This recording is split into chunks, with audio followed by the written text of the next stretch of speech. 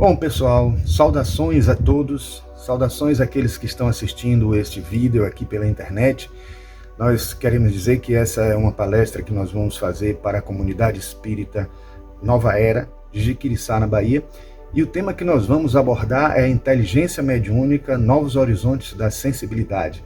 Esse tema não foi inventado por mim, apesar de que a fonte que eu utilizei para trabalhar esse tema aqui, ou as fontes que a gente utilizou, e especificamente uma, que é esse livro que eu vou mostrar aqui, ele trata do assunto de uma forma que é, assim, incluindo esse subtítulo aqui, Novos Horizontes da Sensibilidade, que é o subtítulo da própria palestra, e trazendo um desenvolvimento da ideia da inteligência mediúnica por esse viés, por esse caminho, como sendo algo que é uma continuidade do processo evolutivo da inteligência, aumentando a própria capacidade de percepção, não mais só para os horizontes dos 5 sentidos, mas seguindo adiante, buscando novos horizontes de sensibilidade, conquistando outras e outras esferas dimensionais e assim, de percepção, de sensibilidade e até, vamos dizer assim, de percepção extrasensorial.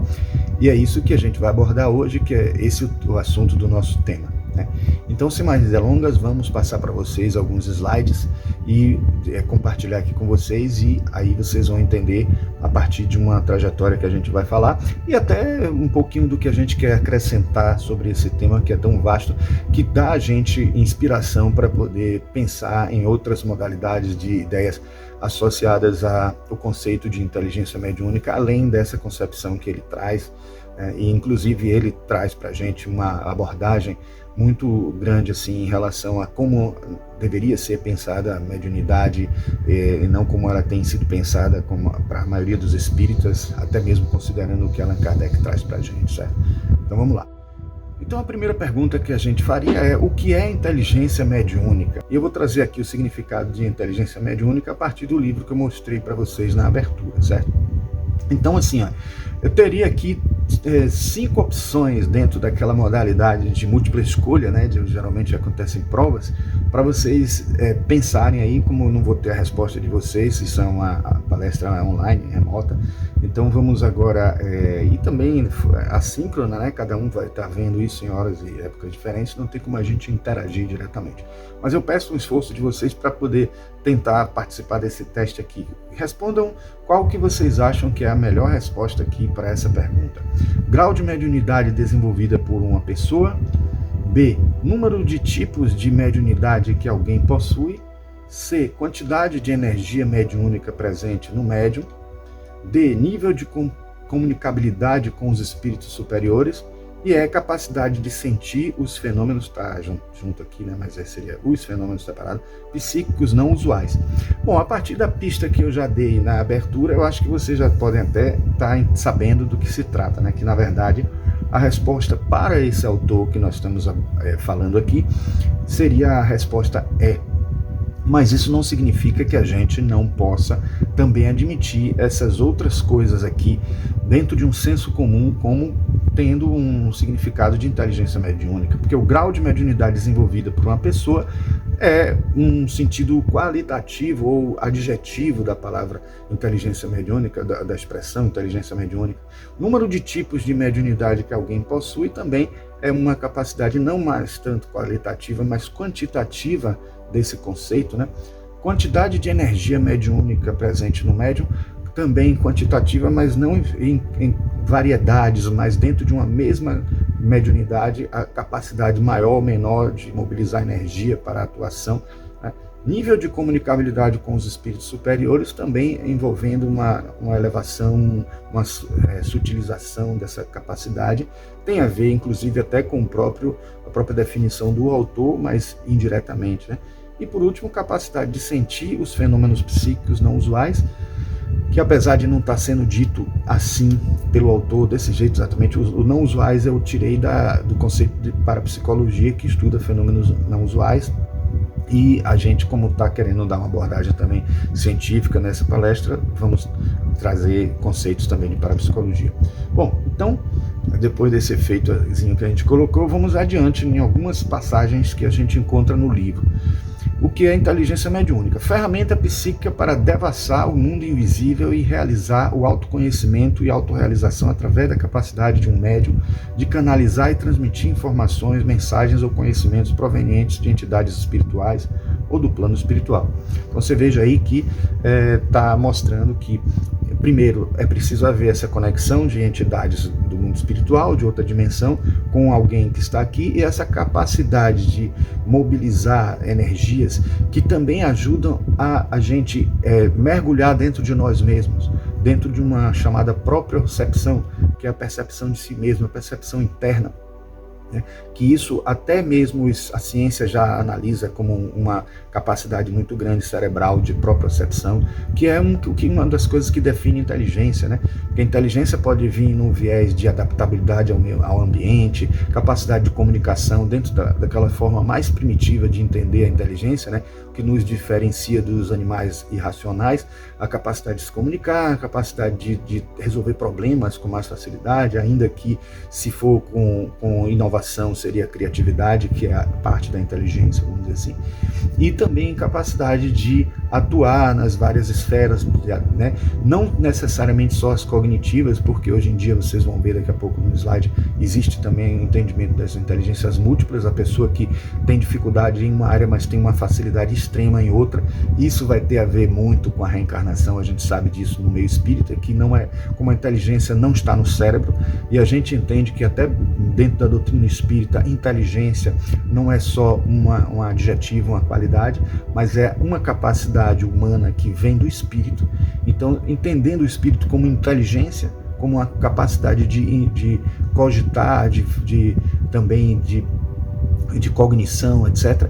Isso faz a gente entender que inteligência é muito mais do que o que a gente vê nos QIs da vida, nos testes, essas coisas que nasceram lá no começo do século XX para tentar selecionar pessoas para a guerra, para também descobrir se a pessoa estava indo bem nos estudos, porque muitos pais, né, da sociedade burguesa tinham essa preocupação: será que meu filho está conseguindo acompanhar bem os ensinos, o aprendizado, ou a gente precisa de algum reforço, alguma coisa assim? E aí que nasceu, foi assim, por essas necessidades que nasceram o teste de QI, e fez com que se criasse aquela modalidade de comparar dentro do coeficiente de inteligência a idade intelectual da pessoa e a idade intelectual da média das pessoas naquele mesmo período, naquela mesma idade, porque a gente avança evolutivamente na nossa inteligência com a idade e na maturidade a gente atinge o auge possível, né? Então esse QI vai registrar para a gente, de certa forma, se a gente está seguindo uma linha normal, comum, ou se a gente está indo além, com QI mais elevado, ou com QI mais baixo. Isso era uma preocupação, e a gente sabe que a inteligência evoluiu no século XX, né, já dos anos 80 para 90, final dos anos 80 para início de 90, com Howard Gardner, que começou a pesquisar a inteligência não só dentro desse viés, mas num viés de atuação, de habilidades específicas em áreas diferentes.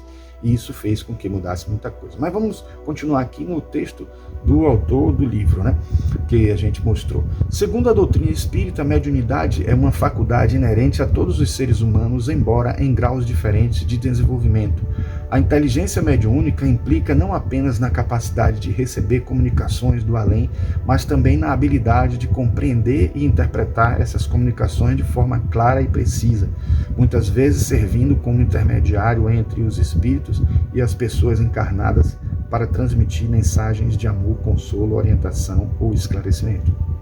Então vejam que aí a inteligência não é só pelo fato de ter a conexão e a capacidade de transmitir, de intermediar, de ser um medianeiro, como um médium, a palavra significa, né? Mas também na capacidade de interpretar. Então entra aí também a inteligência, né, mediúnica, na capacidade de interpretar. Então é possível muitas vezes que alguns espíritos superiores escolham determinados médiuns justamente por essa capacidade, porque senão ele vai ter dificuldade para transmitir a mensagem real que ele está tentando transmitir, e ela pode não ser entendida e o objetivo não ser alcançado. Então, de certa forma, essa escolha do médium, a gente vê assim, Ivone Pereira mesmo, que começou com Chico Xavier, depois passou para Divaldo Franco, ela tinha uma necessidade de encontrar um médium realmente. E o Divaldo Franco conta que ele passou por um processo de preparação para receber Ivone Pereira, sendo um espírito de alta hierarquia que precisava transmitir mensagens incríveis, importantes, né?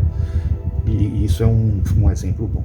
Bom, a inteligência mediúnica é o resultado do desenvolvimento de áreas psíquicas complexas, somente observáveis com muita atenção.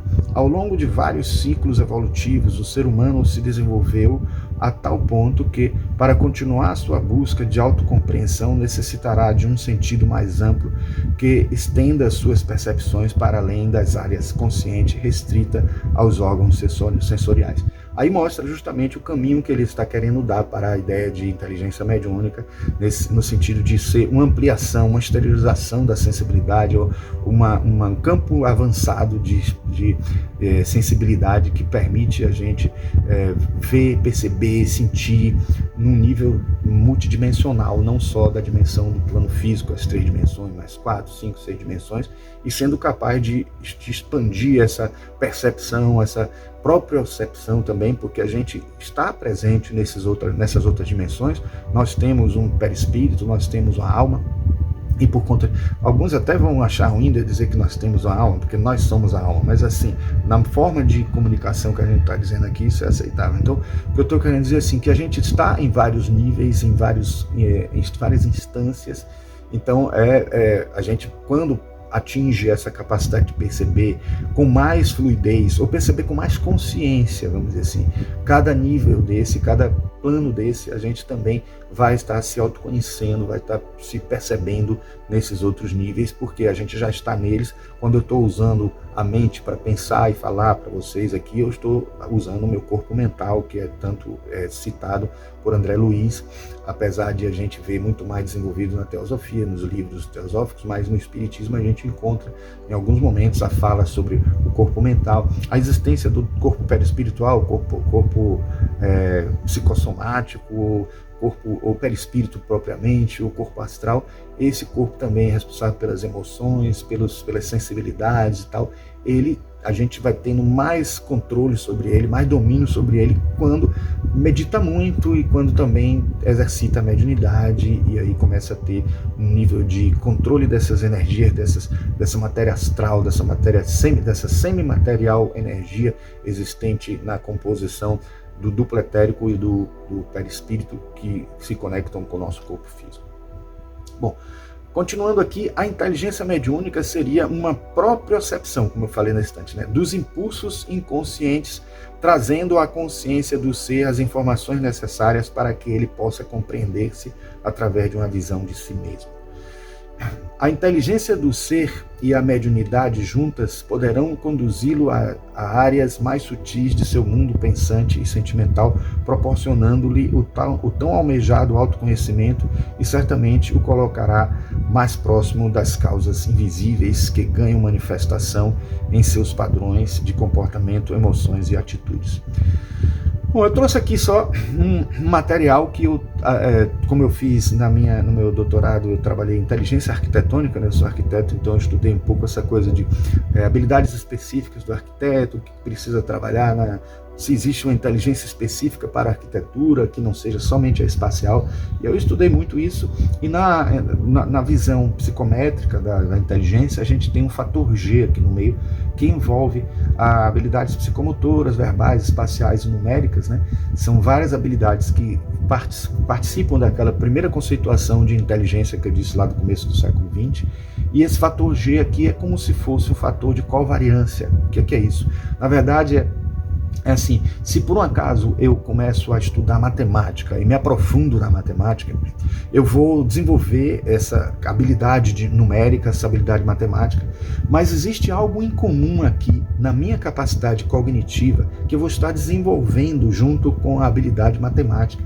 Então essa habilidade que eu vou estar desenvolvendo vai me ajudar também na habilidade verbal, na habilidade psicomotora, na habilidade espacial, porque existe um fator de covariância, ou seja, variações baseadas nessas habilidades que acontecem conjuntamente. Ou seja, eu desenvolvo habilidades específicas, mas desenvolvo também habilidades muito comuns a todas as outras habilidades. Ou seja, em outras palavras, o que diziam na época é que existe esse fator G, que seria a inteligência propriamente dita, que faz a gente conseguir ter facilidade para aprender, para fazer, para realizar tarefas em várias áreas diferentes. Isso depois foi questionado por uma abordagem geral, que tanto tem como exemplo o trabalho de Howard Gardner, como o de Robert Sternberg, que trabalha o conceito da inteligência triárquica, né, que a gente vai ver no slide agora daqui a pouco. Né? Então, na abordagem psicométrica, as habilidades específicas da cognição são fatores ou capacidades covariantes potenciais e especificamente úteis ao projeto, que pode ser exercitadas separadamente. Então, projeto aqui por causa da arquitetura, eu utilizei o slide e não alterei aqui, mas úteis à nossa compreensão humana, à nossa capacidade de atuação no mundo, etc. Pela abordagem geral, as habilidades específicas da cognição são derivadas da combinação de capacidades gerais como a inteligência espacial e a cultura, a capacidade criativa, artística e a experiência. Essa abordagem geral, que tem como principal componente as inteligências múltiplas de Howard Gardner, ela foi uma tentativa de mostrar que muitas pessoas que às vezes têm uma dificuldade com matemática são excelentes como dançarinas, como bailarinas, usam a inteligência sinestésica, né, corporal sinestésica muito bem. Existem pessoas também que têm uma habilidade com as línguas, com a escrita, com a verbalização, com a comunicação, que às vezes não tem tanta facilidade com a matemática. Aí a pergunta que se teria seriam essas pessoas menos inteligentes, mais inteligentes? Não, por isso que surge as inteligências múltiplas, para dar a gente uma ideia muito mais vasta e ampla da inteligência, né? E aqui eu trouxe só um exemplo, né, uma analogia que eu usei no meu doutorado, que é uma analogia com a atividade física, né? O fator G da atividade física, da habilidade física, né, da musculação, essas coisas todas, envolve também uma série de músculos que precisam ser desenvolvidos, e vamos supor que uma pessoa esteja se desenvolvendo para o decátulo ou treinando para o decátulo. Ela vai ter 10 atividades esportivas, né, que ela vai ter que fazer, exercitar, e alguns músculos em comum ela vai estar utilizando em todas. Então, por isso que ela tem que exercitar bastante aqueles mesmos músculos que vão ser úteis para todas. Um pouco que acontece também quando a pessoa faz prova de seleção para concurso de faculdade, quando a pessoa faz prova de concurso para ensinar no ensino superior, ela tem, vamos supor, 10 pontos, e aí a dica que eu dou é que ela estude o que há em comum nos 10 pontos, estude muito, porque aquilo ali vai estar presente em qualquer dos pontos que sejam sorteados. Também vale para isso. Mas a comparação aqui com o fator G do QI e aqui o fator G do decátulo é essa, é de você ter, aí eu trago aqui alguns exemplos, né? Vamos supor que sejam essas 10 capacidades dentro da inteligência, né? Nos subtestes de Wechsler existe essa divisão também de 10 temas, né? Vamos dizer assim, no teste de Wechsler, de QI, e também as provas de decátulo. Vamos supor que você vai ter que se desenvolver nisso para poder ganhar uma pontuação grande, mas muitas vezes você vai ter maior facilidade para uma coisa ou outra. E também, dentro dessa abordagem que eu estou falando do fator G, algumas habilidades vão ser desenvolvidas quando você praticar muito cada uma dessas habilidades aqui. Você vai desenvolver um fator G que é comum a todas, que está presente tanto na habilidade física, na musculação, quanto na habilidade cerebral, na habilidade intelectual, que a gente sabe que não é só cerebral, né? Então, o cérebro só é ponte para essas coisas todas, né? E aí que está o fator G, né? E a habilidade que se desenvolve específicas e habilidades gerais, né? As inteligências múltiplas, que inicialmente eram 9, a gente tinha essa inteligência linguística, musical, lógico-matemática, corporal, sinestésica, naturalista, interpessoal, intrapessoal, visual, espacial. Deixa eu ver, 1, 2, 3, 4, 5, 6, 7, 8, aqui são 8. Mas depois surgiram outras, e a pergunta que fizeram a ele, quantas inteligências existem afinal? Qualquer uma que a gente possa imaginar seria também uma inteligência? Ele disse que seria algo em torno de 700, disse ele. mas não seria operacional para mim fazer trabalhar com essas 700 e elas combinadas formam outras, porque como a gente sabe mesmo que a inteligência intrapessoal mais a interpessoal gera inteligência emocional, que Daniel Goleman trouxe depois, né, fazendo parte dessa linha também, né, da abordagem múltipla, né, dessa abordagem geral. Então a gente percebe que tem essa perspectiva de a gente analisar tantas inteligências quantas sejam as habilidades humanas. Por isso que a habilidade de medium, de ser médium, de ser intermediário dos espíritos, também é uma habilidade que exige intelecto. E se a gente entende que a inteligência não está no cérebro, o cérebro só é uma ponte, o que a gente precisa saber é só onde estariam essas pontes. Porque outra coisa que Howard Gardner disse também é que para ser uma inteligência nova também precisa ter uma existência cerebral, algo presente no cérebro. E eu me lembro que quando eu estudei isso para o meu doutorado, eu me familiarizei muito, eu gostei muito da perspectiva do Robert Sternberger, que é esse aqui, que ele trouxe essa visão triárquica da inteligência, que envolve inteligência prática, analítica e criativa, com esses verbos aqui que estão associados. E ele também associava a partes cerebrais, né? Então, por exemplo, a habilidade prática, a inteligência prática está associada ao cérebro reptiliano, que é o mais primitivo de todos, que é aquele que reage às coisas. Se alguém faz alguma coisa conosco, a gente reage, tem um reflexo condicionado, alguma coisa desse tipo, que é algo que também nos induz à prática, que faz a gente realizar, fazer alguma coisa, né? Então é a parte ativa da arquitetura cerebral, é a parte ativa do processo cognitivo que a inteligência nos possibilita.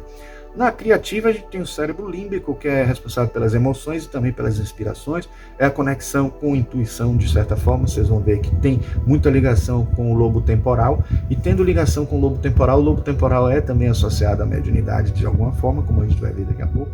E, finalmente, a inteligência analítica, lógico-matemática, desse tipo, que está associada ao neocórtex, que é a parte mais externa, mais, digamos, mais do lado de fora do cérebro, né? Aquela visível quando a gente tem o cérebro, daqueles simulações de cérebro na mão. E o Daniel Goleman também tinha essas subdivisões aqui, né, de consciência social, de gerenciamento de relações, de relacionamentos, autogestão, autoconsciência, trazendo como inteligência emocional um elemento muito forte, né, importante para até ser analisado numa atividade profissional e na hora de uma seleção, coisas desse tipo. Se a origem da inteligência veio dessa questão de selecionar as pessoas para a guerra, selecionar as pessoas entre os estudantes, se eles estavam indo bem ou não, a inteligência emocional é um fator importantíssimo. Aqui eu trago uma subdivisão que a gente encontra num outro livro que eu vou mostrar daqui a pouco, a capa dele, que o cérebro reptiliano, o límbico e o córtex cerebral tem essas três divisões, mas dentro do córtex cerebral a gente tem também o hemisfério direito e esquerdo e o lóbulo frontal, ou lobo frontal e pré-frontal, que vai dar a gente essas 5 possibilidades, né?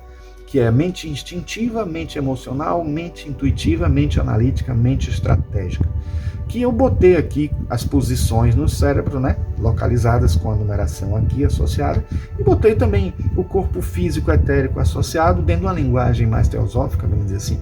Tem o corpo astral ou perispiritual, né, associado à mente emocional. Temos aqui o corpo mental, né, aqui associado à mente analítica, né, no hemisfério esquerdo, né, que é aquela parte mais lógica e tal. Temos aqui o corpo múdico, vamos dizer assim, associado a o 3, que seria esse hemisfério direito, uma parte mais intuitiva, né? Então envolvendo mais o inconsciente coletivo, coisas desse tipo, né? Então teríamos essas associações possíveis aqui, também associações ligadas aos chakras, que nós vamos ver mais tarde. O livro que a gente tira essa informação, exceto a que fala dos corpos sutis, obviamente, seria Além da Inteligência Emocional, as 5 dimensões da mente, de Lorenz Guilera Aguerra. Esse livro é muito bom, ele avança muito além dessa ideia de inteligência emocional, apesar de não ter uma perspectiva espiritualista, ele traz uma abordagem muito ampliada dessa questão da inteligência. Então é importante a gente perceber como a gente precisa dominar a emoção e como ela é uma ponte, como esse domínio da emoção é uma ponte para aquisições futuras, inclusive da própria inteligência mediúnica. E nesse livro aqui de Dana Zohar e Ian Marshall, Dana Zohar mais conhecido, né? E aí você tem aqui a inteligência espiritual. Eu já fiz um trabalho sobre isso, fiz até uma palestra sobre isso, coloquei no meu canal, inclusive, falando sobre esse assunto, mas aí eu trouxe somente alguns slides, né, dizendo o seguinte: neurobiólogos como Persinger e Ramachandra batizaram a área dos lobos temporais ligadas à experiência religiosa ou espiritual como ponto Deus, ou módulo Deus.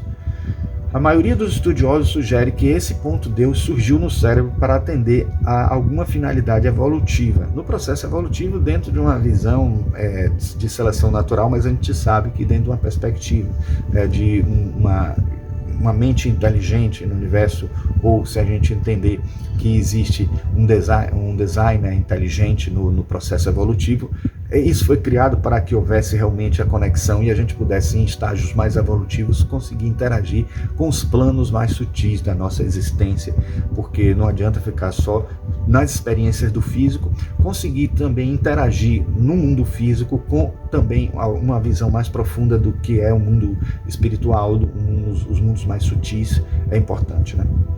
E aí nesse livro ele mostra o autor, né, que inteligência intelectual e inteligência emocional estão unidas pela inteligência espiritual. Então o cérebro inteiro está ligado à inteligência espiritual, de certa forma, que é algo integral, algo que envolve o integral, e por isso que ele faz uma ponte aí entre esses dois.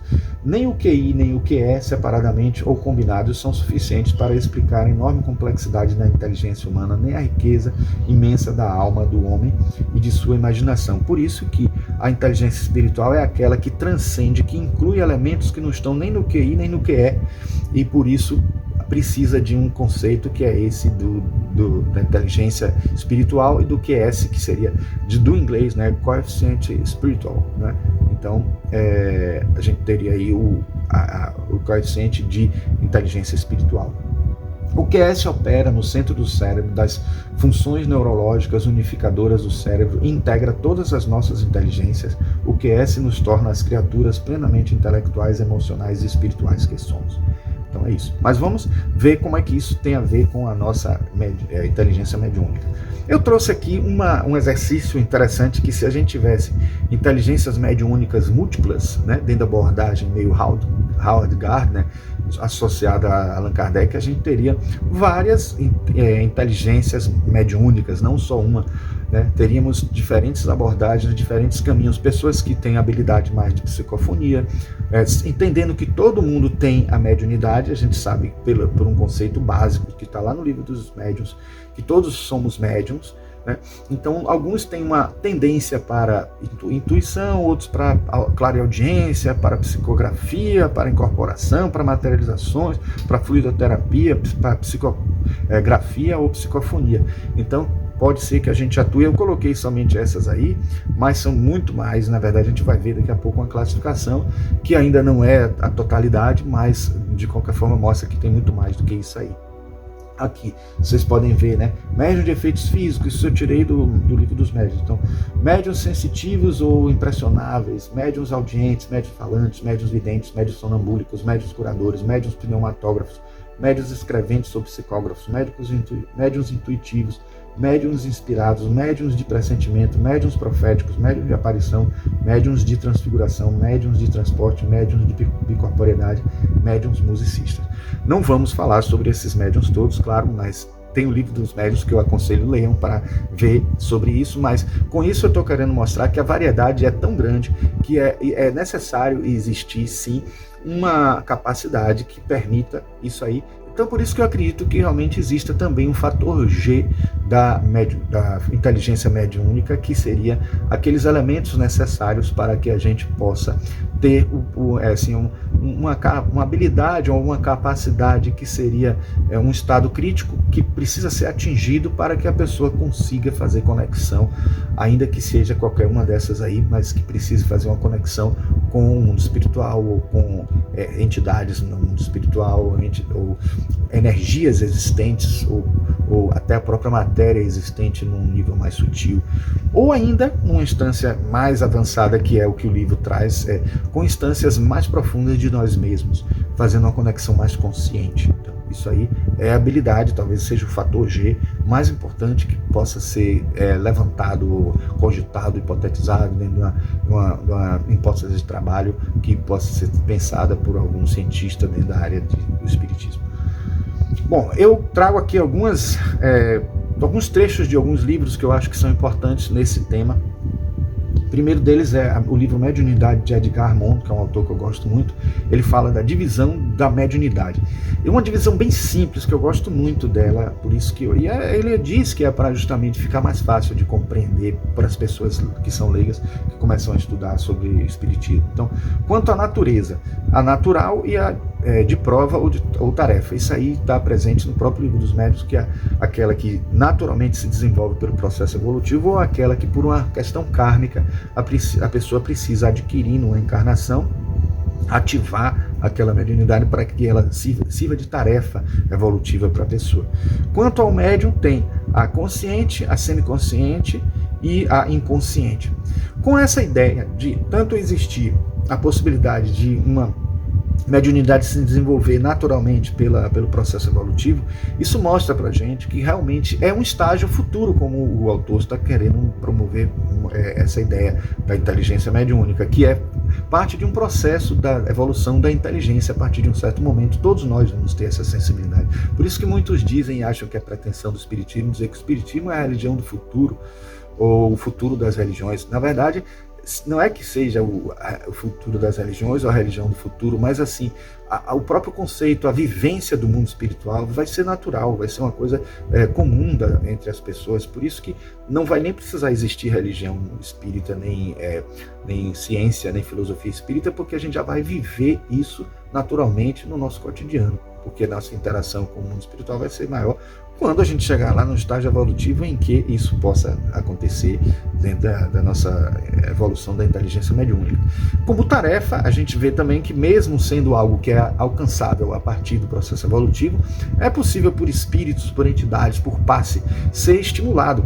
Por passe, evidentemente, acontece por pouco tempo.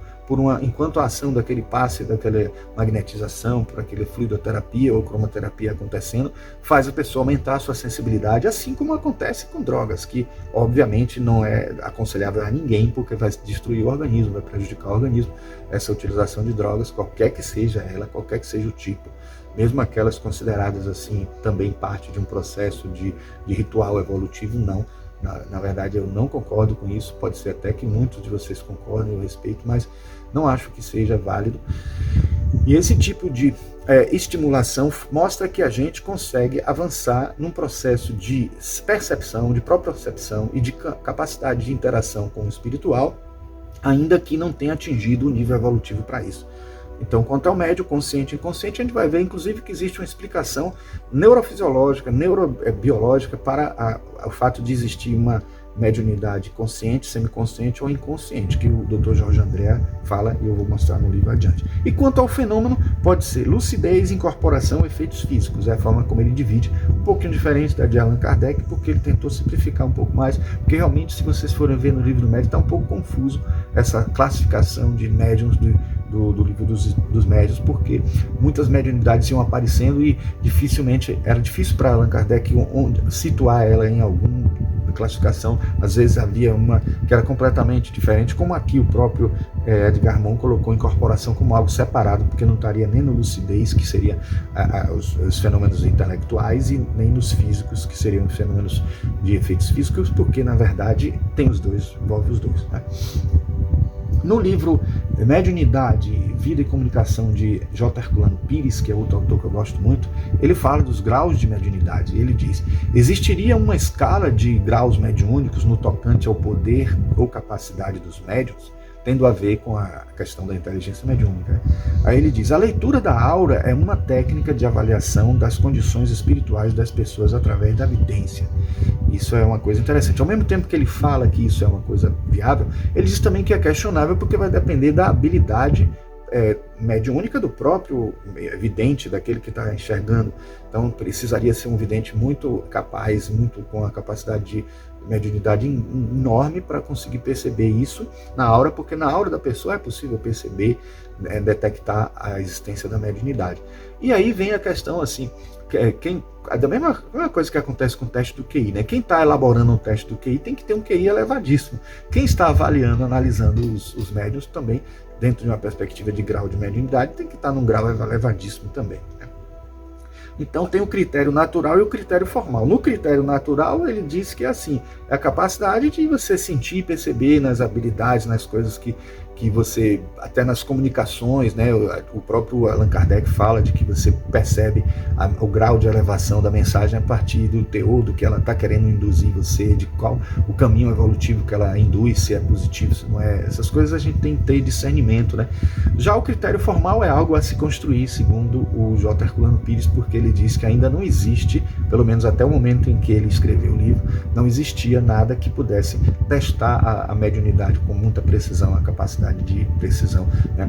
Os próprios espíritos podem estar construindo isso, alguma habilidade disso. Em alguns centros espíritas existem experiências incríveis já de talvez espíritos indicando aparelhagens, equipamentos de transcomunicação que ajudam a fazer isso, mas ainda algo que não está divulgado em larga escala para que a gente possa adotar e utilizar, e também talvez não seja acessível por enquanto para a gente. Aqui eu trago já uma informação que é sobre as áreas cerebrais que podem estar associadas à mediunidade, né? Então, separamos aqui o lobo frontal, com percepção sensorial, emoções, memórias, experiências místicas. O lobo temporal pode estar envolvido em fenômenos mediúnicos, né? O lobo frontal e pré-frontal, que é relevantes em processos mediúnicos, conscientes, onde o médium precisa discernir e interpretar as mensagens espirituais. Sistema límbico, né? Envolvido na experiência emocional da mediunidade, especialmente na comunicação de sentimentos ou percepções emocionais associadas a entidades espirituais. Esse sistema límbico muito ligado também ao lobo temporal, né, várias partes em comum. A glândula pineal, embora não seja uma área do cérebro propriamente dita, a glândula pineal é tradicionalmente associada à espiritualidade e à mediunidade por correntes esotéricas e espiritualistas, incluindo o espiritismo, e é considerada por alguns como o terceiro olho ou um ponto de conexão entre o corpo físico e o espiritual. Se for por falta de zona cerebral associada à inteligência mediúnica, ela não vai faltar, porque a gente já viu aí quantas ligações tem com essas áreas todas aí, certo? Então, gente, realmente é só a gente estudar um pouco mais, né, o cérebro e perceber como que isso acontece dentro da ciência espírita, e mais pessoas que lidam com neurofisiologia e neuroanatomia e neurociências de um modo geral possam fazer experimentos também nos processos mediúnicos, quem sabe colocar eletrodos e fazer estudos mais profundos sobre isso, como alguns já têm sido feitos, né? No livro de Jorge André, Nos Alicerces do Inconsciente, pelos campos da parapsicologia, que é um livro que eu recomendo, é muito bom, excelente esse livro, ele esclarece muita coisa que a gente se pergunta e não acredita que possa ter uma resposta, e ele dá a resposta. Ele diz o seguinte: desencadeada a fenomenologia mediúnica na subcórtex, a própria zona da base cerebral impulsionaria as comunicações em circuito na córtex através das fibras nervosas que partem do soalho talâmico sob vigilância e influência do sistema ativador reticular. Na verdade, isso pode parecer muito confuso, mas assim, entendam que a córtex, como ele está chamando no feminino, né? Eu até chamava o córtex, mas ele está chamando direto a córtex. Eu tive até a oportunidade de assistir palestra de Jorge André, gostei muito, umas 2 ou 3 palestras, até na Faculdade de Medicina da UFLA. Ele deu aula sobre espiritualidade, sobre mediunidade, etc. Então ele falava, o que a gente tem que entender é que na córtex, na parte mais externa do cérebro, é onde se registra a consciência. As partes mais internas são inconscientes. E o bulbo raquidiano, né, o tálamo, que chega até o bulbo raquidiano e chega ali na região talâmica, que é o centro do cérebro, onde está a glândula pineal, que é também chamada de epífise, ali a existência de alguns aminoácidos em maior quantidade ou em menor poderá fazer com que a informação que chega ali do mundo espiritual via medula espinhal, né, via inclusive o chakra laríngeo, que também tem um correspondente atrás, né, uma conexão com a parte de trás, que é na medula espinhal onde está o chakra propriamente, porque aqui é a corola do chakra, né? Na verdade, o chakra em si está na medula espinhal. E aí a gente, tendo essa conexão, ele vai poder fazer com que esse impulso de energia mediúnica seja forte o suficiente até chegar na córtex ou não. Se tiver força suficiente, será uma mediunidade consciente. Se tiver força, se tiver uma força intermediária, será semiconsciente. Se não tiver força suficiente para ir muito além, será uma mediunidade inconsciente. Então é isso que o Jorge André fala, e vocês vão ver aqui, né? Aqui está mostrando também a zona que eu coloquei para vocês, né? Então ele diz: nessa região do sistema ativador reticular devem existir grupos celulares especializados funcionando à maneira de verdadeiras chaves seletoras que, sob efeito de substância especial, aminoácido, ele coloca numa interrogação aqui, né, favoreceriam em graus variáveis os tráfegos vibratórios dos campos mediúnicos. Conforme a carga vibratória que as fibras talâmicas carregam para impressionar as células da córtex, haveria uma maior ou menor conscientização do fenômeno. Este grau de influência cortical poderia ser mínimo a ponto de não ser registrado pela consciência do médium, mediunidade inconsciente, ser parcialmente afetado, mediunidade semiconsciente, ou totalmente carimbado na córtex, mediunidade consciente. Isso eu achei muito interessante. Eu lembro, quando eu li a primeira vez esse livro, eu fiquei encantado. Eu acho até que em outro livro ele fala que substância é essa, porque ele fez experiências, fez pesquisas, que substância seria essa, que aminoácido seria esse no cérebro, mas eu não consegui encontrar para trazer para vocês. Mas ele sempre repete essa ilustração e vocês podem encontrar nos livros dele essa informação interessantíssima, bem aprofundada e de alguém que é médico e que também tem informações de psicologia, de diversas áreas e da própria psiquiatria. Ele traz também essas informações da experiência dele com a mediunidade. Bom, nesse outro livro que é esgotado já, né? Mas é fácil de conseguir em PDF na internet, é Técnica da Mediunidade, que é um livro de Carlos Torres Pastorino, o mesmo autor de Minutos de Sabedoria, o famoso Minutos de Sabedoria. Ele que foi católico durante muito tempo e tal, e depois se converteu para uma visão esotérica que ninguém sabe qual é, se era espírita, mas ele tinha mensagens muito assim, envolvendo conteúdos teosóficos também. Eu acredito que ele devia ser maçom, alguma coisa assim, ou pelo menos de alguma ordem secreta, alguma coisa assim, tipo de Rosa Cruz, não sei. Bom, toda mediunidade que passa através do córtex, ele aqui já botou em masculino, impressionando os neurônios, é dita consciente, porque o médium toma conhecimento da consciência atual do que se está passando nele, a tal ponto que frequentemente não consegue distinguir se é ele mesmo ou o outro, por intermédio dele, que está pensando, falando ou agindo. Tá? Saiu aqui como é errado. Então, de certa forma, isso eu trouxe porque eu acredito, dentro da minha perspectiva, que isso também tem a ver com a inteligência mediúnica. A capacidade de perceber que a mensagem é dele ou não, é algo que se desenvolve. A própria consciência ou inconsciência, as pessoas podem dizer assim, a mediunidade inconsciente deve ser a melhor, a mais desenvolvida, porque a pessoa consegue transmitir, deixar o corpo entregue ao espírito, e o espírito vai fazer uso daquele corpo sem qualquer barreira, sem qualquer bloqueio.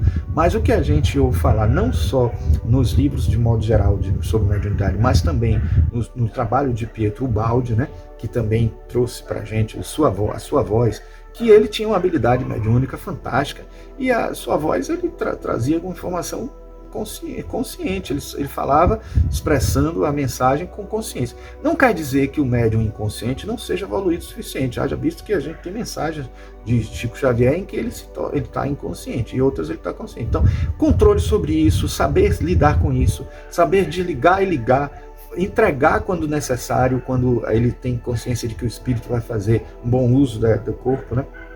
E ele saber até controlar se vai querer ter uma mediunidade consciente ou inconsciente. Isso aí é o cúmulo da habilidade, o extremo da habilidade da inteligência mediúnica, né?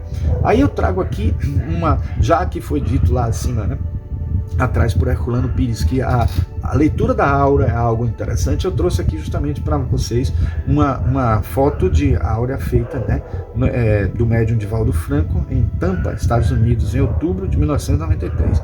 Então você vê aí com uma aura bem com coloração amarela, e mais roseada aqui, ou um vermelho avioletado, de certa maneira, tendendo um pouco para essa questão de maturidade, de uma ideia de atuação firme, né, na trajetória, e também incisiva nas coisas, né, com uma energia um pouco rosa aqui em volta, que tem a ver a amorosidade, e também muita energia mental, que é o que o amarelo traz. Então, o mental, não pensem que é só intelectual, não.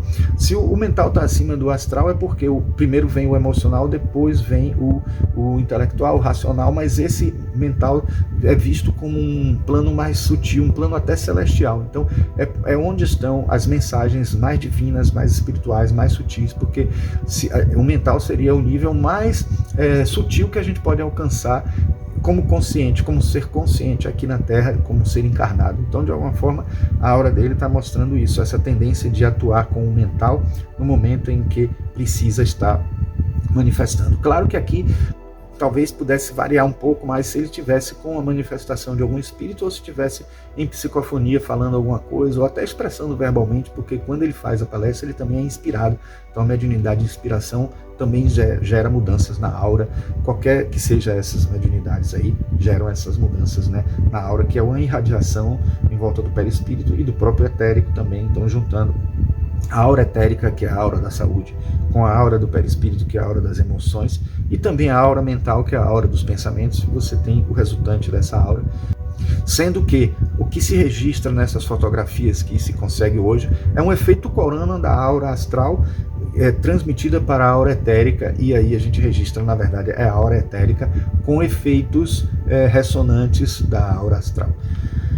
Bom, aqui na versão da teosofia a gente tem o físico, o etérico, o astral, o mental, o causal, o búdico e o átmico, que para alguns autores isso é aceito, e a gente tem que perceber que é uma ampliação de conhecimento, porque não nega nada. Na verdade, na visão espírita a gente encontra até aqui no campo astral, né, no corpo astral, essa informação, mas já se fala muito de corpo mental. André Luiz fala de corpo mental, em alguns livros ele fala também de corpo causal, certo? E fala da alma, que na verdade seria a junção do átmico, o búdico, e o manas superior, que seria o causal. Então esses três juntos aqui corresponderiam à alma.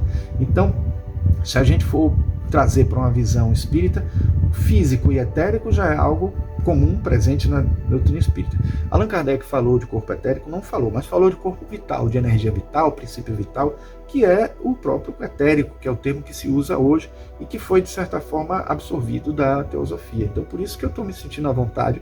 Muitos autores usam o corpo etérico, e aí o astral, que seria o perispiritual. O corpo mental, eu já disse, né, tanto o mental como o causal são citados por André Luiz, então eu não estou ferindo ninguém quando eu trago essas informações, também agregando valores. Quem quiser aceitar, aceita, quem não quiser não aceita, mas de certa forma tem aí um conteúdo a mais que poderia acrescentar dentro da perspectiva espírita. Bom, as 7 inteligências sutis, poderíamos dizer que dentro de uma abordagem colocando os chakras como caminho para entender as inteligências, dentro de uma perspectiva energética, poderíamos dizer que na medula espinhal teríamos a questão do estruturalismo da própria inteligência, ou seja, o chakra básico corresponderia justamente a toda a medula espinhal, todo o sistema nervoso em sua estrutura necessária para poder conectar com o espiritual, conectar com as energias sutis, conectar com até o nosso intelecto, fazer a gente perceber, porque fora do nosso corpo físico, a partir do perispírito, a gente tem conexão com todo o corpo, não é só com o cérebro perispiritual ou cérebro etérico, não. A gente tem uma conexão, ou seja, a gente enxerga por todas as direções, por todas as partes do corpo. Não existe um órgão que seria necessário para a gente, porque, por exemplo, para o corpo físico, para nesse mundo físico, a gente precisa bombear sangue para circular todo o corpo. Precisa bombear o ar no pulmão, mas nos corpos sutis não precisa disso. A gente não precisa disso porque não existe essa necessidade de bombear sangue. A gente precisa o quê? De energia vital suficiente para fazer esses órgãos do corpo físico atuarem e exercerem sua função. E essa cognição, essa conexão faz parte da inteligência mediúnica, porque vai fazer uma conexão toda estrutural no corpo inteiro, o sistema nervoso fazendo tudo funcionar como deve funcionar dentro do que a medicina nos explica, nos ensina que deve acontecer, tanto a anatomia quanto a fisiologia. Bom, o cérebro reptiliano está associado ao sensorialismo, porque de alguma forma está lá atrás. Não é o emocional, é o sensorial, é a coisa de perceber. Então, por exemplo, você reage a alguma coisa a partir do que você vê, do que você sente, dos tatos, dos 5 sentidos. E também a sexualidade tem a ver com isso. Não é à toa que o reptiliano está associado à Kundalini, porque a cobra é um réptil e tem essa coisa do rastejado, está embaixo, do estar associado à energia kundalínica, né? Que vem de lá do chakra raiz, mas eles não se manifestam no chakra básico, se manifesta no chakra sacro, que é o chakra seguinte, que é o lado sexual, a sexualidade da pessoa. E tem a energia sexual, que também faz parte do processo de inteligência mediúnica, que ela pode ser canalizada para o processo criativo, que vai subir, vai chegar até o laríngeo, e é aqui que justamente gera a sensibilidade de conexão com as entidades, né? A gente vai ver daqui a pouco. Então, sistema límbico é um sistema do sensibilismo, né? Essa coisa de o sensorial, a sensação. Então, as emoções básicas estão aí. Por isso que o chakra umbilical é associado às emoções, por isso que ele está perto do estômago, e toda vez que a gente se emociona muito forte, pode acontecer úlceras estomacais, porque o estômago está muito associado às emoções, né? A neocórtex, que seria a parte ligada ao racionalismo. Muita gente não sabe, mas o coração tem a ver com o nosso racional, com o nosso mental, tem a ver com o nosso sentimento e com o nosso mental, em duas polaridades. Então é o mesmo eixo que liga o emocional e o racional.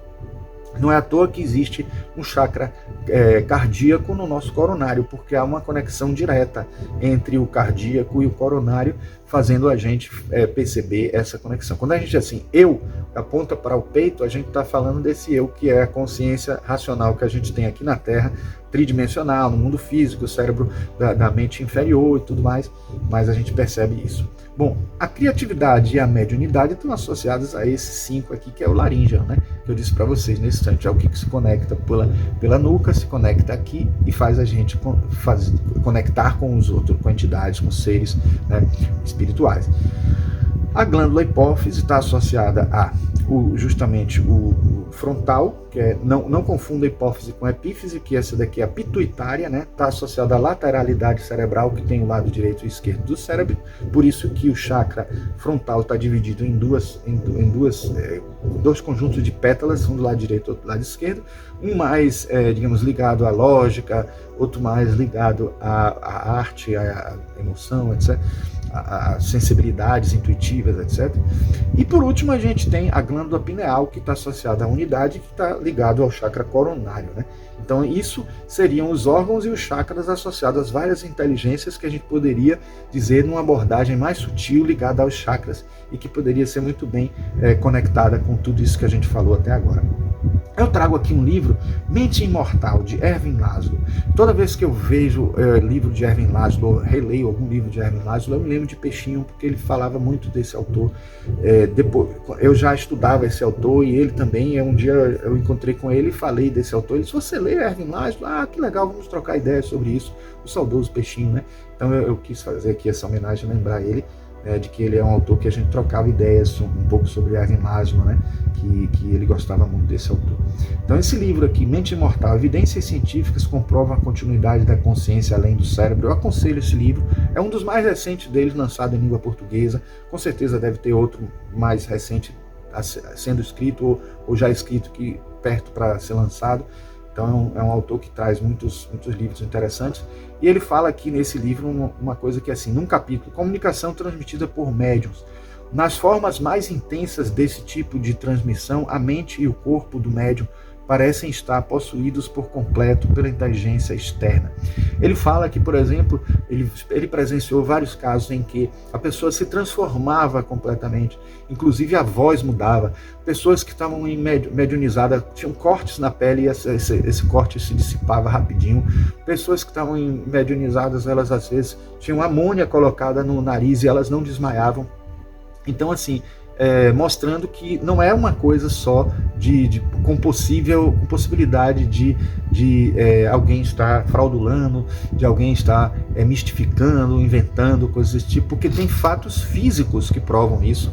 E ele conta um caso interessantíssimo de uma pessoa que resolveu jogar um xadrez, um grande mestre de xadrez jogou com outra pessoa que não sabia nada de xadrez e que incorporou ou teve informações mediúnicas de um outro grande mestre, o terceiro maior mestre de xadrez de toda a história, que jogou contra ele e jogou com pé de igualdade. Então isso aí foi uma coisa também que impressionou muito ele. Ele sempre cita no livro, né, justamente essa situação do grande mestre de xadrez que se manifestou de alguma forma. Eu mesmo já tive experiência de ver, né, em reuniões mediúnicas, pessoas que mancavam e que quando estavam sob a ação de um espírito, não mancavam. Então, assim, isso é impressionante, né? Isso, assim, explica que não só é possível uma presença de alguma entidade, como também é possível a pessoa ultrapassar, superar certas dificuldades, certas limitações, como eu, quando fiz Tai Chi Chuan, eu soube de um discípulo de mestre Liu Pailin que falava que o mestre Liu Pailin já estava com ligações da perna, assim, de circulatórias muito comprometidas, e que os médicos ficavam espantados como ele conseguia manter a perna dele funcionando sem amputar, né? Porque ele dizia que o que circulava na perna era o Qi, a energia do Qi. Então, se algumas pessoas não acreditam nisso, tem exemplos, situações físicas e inexplicáveis pela medicina e que acontecem, e que a gente percebe tanto na área mediúnica como na área, né, transcendente, né, da anatomia esotérica, que é um outro assunto também de grande importância associado a isso aí. Esse livro, Paranormalidade, um conhecimento extraordinário, uma nova visão da ciência sobre os inexplicáveis poderes da mente, da doutora Elizabeth Lloyd Maia, ela diz assim: habilidade para receber ou assimilar conhecimento por percepção direta ou compreensão, saber qualquer coisa imediatamente sem a intervenção de qualquer processo racional, contemplar direta ou indiretamente um objeto e vê-lo como ele é. Isso ela chamou de inteligência intuitiva e ficou muito impressionada com esse conceito que ela tirou de outros autores, né, de ver como ele é. O que é ver como ele é? É ver na natureza mais essencial, né? Tanto objetos como realidades, ou seja, participar de um mundo transcendente, que é esse mundo que nós vivemos nele, mas não temos uma percepção, uma própria percepção dele completa, que é esse mundo da quarta dimensão, da quinta dimensão, da sexta dimensão. Nós só conseguimos perceber com mais clareza o mundo da terceira dimensão, infelizmente, e isso é o que a inteligência mediúnica possibilita, que ela chamou assim: deve haver alguma capacidade que é chamada de inteligência intuitiva que permita ser essa questão, e ela cita, né, Daniel Goleman, cita o Howard Gardner, que falaram de várias inteligências, e ela cogita isso. Só que essa inteligência intuitiva, eu digo que seria a mesma inteligência mediúnica que a gente está falando aqui agora. Aí, voltando para o livro, a gente tem mais alguns textos que eu trago para encerrar, que é assim: a inteligência mediúnica é um processo psíquico produto da progressividade da inteligência, que consiste na capacidade de um indivíduo sentir, observar, identificar e compreender conscientemente seus fenômenos psicológicos, padrões, comportamentos, sentimentos e emoções, podendo com isso antecipá-los e coordená-los. Então veja que a tendência da interpretação aqui do autor é justamente, dos autores, né, é de fazer essa ideia, né, de uma percepção que vai aumentando, né? No sentido mediúnico, que é um outro conceito que é apresentado no livro, somente ligado ao sentido mediúnico como instrumento de percepção da realidade inconsciente, das forças invisíveis internas, a inteligência terá a possibilidade de adentrar esse universo constituindo assim o que chamamos de inteligência mediúnica. Então, é necessário haver um sentido mediúnico, uma percepção extrasensorial, uma exteriorização da sensibilidade, uma hipersensibilidade em várias áreas, em várias capacidades, né, e variadas de acordo com o tipo de mediunidade, para que haja essa chamada inteligência mediúnica. Para realizar o autoconhecimento e continuar a desenvolver a autoconsciência, o ser haverá de aprimorar seu sensório essencial, né, que é a mediunidade, ou seja, deverá desenvolver a inteligência mediúnica. Então, já está mostrando aqui que é um sensório essencial, que é um termo que eles usam muito, que é justamente essa capacidade de perceber além dos nossos limites, né? Então, pessoal, esse foi o conteúdo que nós queríamos trazer para vocês dentro dessa perspectiva de inteligência mediúnica, que é um assunto muito vasto. Eu acho que vocês devem ter se estimulado a entender mais, talvez até em ler o livro, né, buscar esse livro aqui para aprofundar, o autor trabalha até na prática, de certa forma, em atividades, né, no centro espírita deles lá, e eles fazem essas pesquisas com inteligência mediúnica, que eu acho muito interessante, e eu acho que, espero que vocês tenham gostado, né, e agradeço vocês terem ficado para assistir esse trabalho nosso, né, e também agradeço o convite que nós recebemos do centro para falar sobre esse tema, tá? Então, muito obrigado e uma boa noite a todos, um grande abraço e até um próximo encontro.